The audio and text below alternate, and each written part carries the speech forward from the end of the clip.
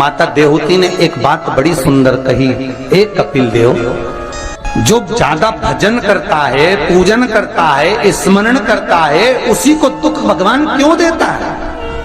पड़ोसन कभी मंदिर नहीं जाती, अगरबत्ती नहीं लगाती, कभी किसी को 1 रुपया दान नहीं करती, वो तो खूब फले फूले। और हम तो सोमवार का व्रत करें, मंगलवार करें, एकादशी करें, द्वादशी करें, लोटा भर के पानी भी चढ़ाएं, तो भी दुख हमें क्यों मिलता? बोलो री जी सही है कि गलत है? उसका उत्तर कपिल देव जी महाराज ने दिया, मां सुनो, जिस प्रश्न को आपने मुझसे करा, यही प्रश्न देवऋषि नारद ने भगवान विष्णु से करा था। यही प्रश्न भगवान विष्णु से देवऋषि नारद ने करा कि जो मंदिर जाए, देवालय जाए, पूजन करे, अर्चना करे, पाठ करे, स्मरण करे, दुख उसी को क्यों मिलता है? और जो कभी मंदिर नहीं जाए, भगवान का भजन नहीं करे, उसके तो 4 चांद लग जाते, खूब लक्ष्मी भगवान देता।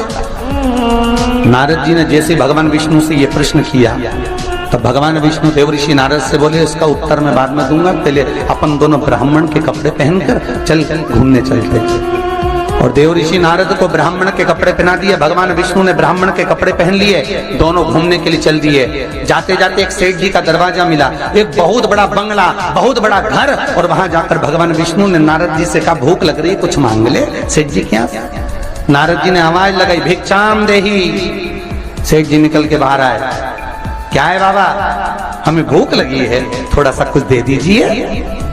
सेठ जी बोले, तेरा बाप रख के गया है, दे दीजिए। निकल यहां से बाहर। आ गए भिखारी, भीख मंगे, चल निकलो यहां से बाहर।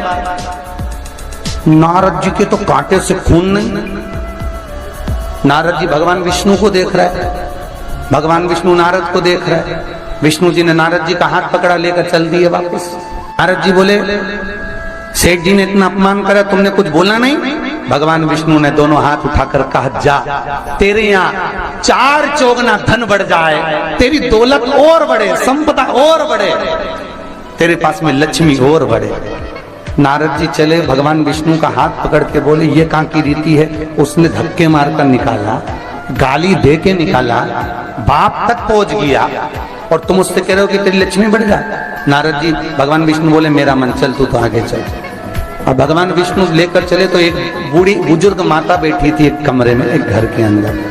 उस बुजुर्ग को देख भगवान विष्णु ने कहा, नारद अब इसके यहाँ चलते चलते। जाकर आवाज लगाई, माता जी भिक्षाम देही, हमें भूख लग रही है माता जी, कुछ दे दीजिए। माता जी बोली, देखो बाबा, मेरे घर में खाने का तो कुछ भी नहीं है, बस एक गाय है, उस गाय की मैं सेवा करती हूँ, दूध मिलता है, वही दूध रखा हुआ है, तुम दोनों अंदर आ जाओ। और 2 आसन लगा दिए माता जी ने, दोनों को बिठा दिया। माता जी दोनों के लिए दूध लेकर आई, दे दिया। भगवान विष्णु और नारद चले।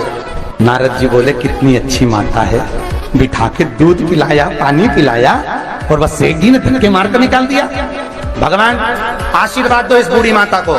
भगवान विष्णु ने दोनों हाथ उठाकर कहा, जा, तेरी गाय मर जाए। अब तो और कांटे से खून नहीं। भगवान देवऋषि नारद ने कहा, प्रभु तुम्हारा ये स्वरूप मुझे बहुत बुरा लगा। भगवान ने कहा, कौन सा स्वरूप? वो सेठ जी ने धक्के मारकर निकाला था, कहते हैं और लक्ष्मी बढ़े, और वो बेचारी गाय का दूध पिलाई और तुम कहते उसकी गाय मर जाए। हाँ। भगवान बोले, मेरा मन, तो तुमने ऐसा क्यों करा? भगवान बोले, नारद तू मेरी लीला नहीं समझता ना। नारद जी बोले, कभी समझूंगा भी नहीं, पहले बताओ ये क्यों हुआ, लीला जाने दो, मुझे तो ये बताओ।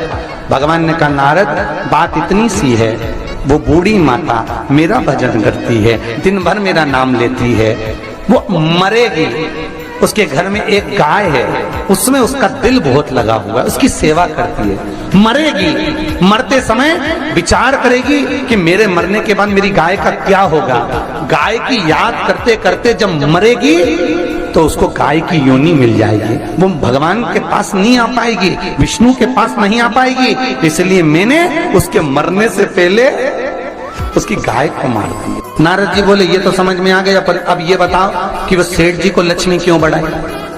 भगवान बोले, नारद उसको धन से बहुत प्रेम है, मैंने लक्ष्मी इसलिए बढ़ाने का आशीर्वाद दिया कि वो लक्ष्मी को जोड़ जोड़ के इकट्ठा कर कर कर जब मरेगा, वो लक्ष्मी और पैसे के चक्कर में जब मरेगा तो आखिरी में मरकर सांप बनकर उसी दौलत पे बैठा रहेगा।